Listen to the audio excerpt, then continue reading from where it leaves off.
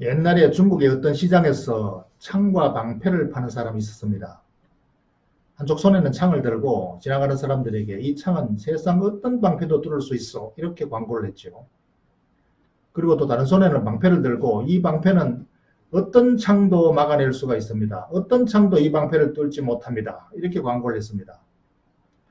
그러니까 지나가는 사람이 그 사람을 보고 당신이 들고 있는 그 창으로 당신이 들고 있는 그 방패를 찌르면 어떻게 됩니까? 이렇게 물으니까 아무 소리도 못했다라는 것이 바로 모순의 고사성어죠.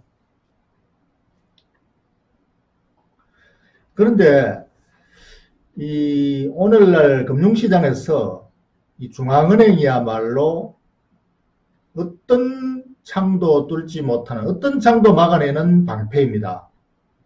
모순이 해당되지 않는 모순 방패에 해당되지 않는 정말로 천하무적 방패입니다.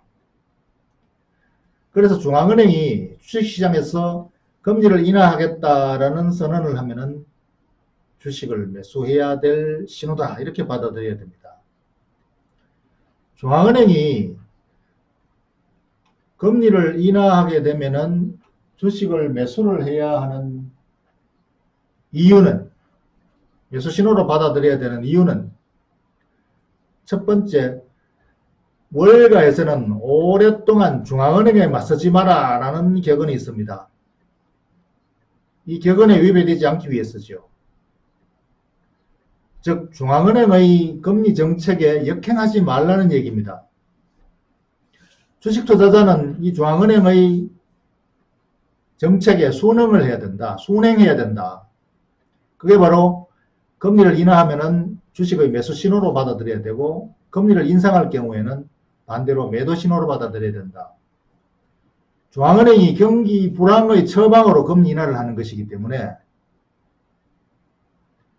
불황 경기를 방어하는 방패 역할을 하는 거죠. 그리고 이 방패는 절대지존의 권위와 능력을 가지고 있습니다. 천하제일의 방패지요. 어떤 경기 불황도 이렇게 세우는 그런 역할을 해왔고 앞으로도 할 겁니다. 반대로 금리를 인상하는 것은 과열 경기를 브레이크를 걸기 위한 것이기 때문에 반대 역할을 하고 반대로 우리가 받아들여야 되는 거죠. 그리고 두 번째, 중앙은행의 금리 인하를 우리가 주식 매수 신호로 받아들여야 되는 이유는 금리 인하하면은 경기가 부양이 됩니다. 금리가 인하되면은 기업체는 자금 조달 비용이 줄어들어서 운용 비용이 줄어서 실적이 개선이 되고 또 가게에서는 가계 대출 이자가 줄어들기 때문에 소비 여력이 커서 소비 경기가 진작이 됩니다. 그래서 기업 매출이 늘어나게 되죠. 그러되면 기업의 실적이 증가해서 결국은 주가 상승으로 연결됩니다. 주가 상승의 예비 신호가 되는 거죠. 혹시 예외는 없나요? 은행주의 경우에는 대출 이자가 줄어드니까 실적이 줄어들어서 매도 신호가 되지 않나요? 그렇지 않습니다. 은행주도 예외가 아닙니다. 경기가 부양이 되면은 대출이 증가해서 실적이 늘어나죠. 대출 이자가 줄어드는 효과는 약간 있기는 합니다만은 예금 이자도 줄어들어서 사실 예대 마진은 별로 차이가 없습니다. 대출 증가하는 효과가 훨씬 더 큰 거죠. 그래서 결국은 수익이 증가로 연결되고 은행주도 실적 증가에 의해서 주가 상승의 촉매가 됩니다. 그래서 중앙은행의 금리 인하는 물론 여기서 미국의 중앙은행의 얘기입니다. 뭐 다른 국가들은 미국의 중앙은행이 정책을 시행하면 줄줄이 또 따라서 똑같이 합니다.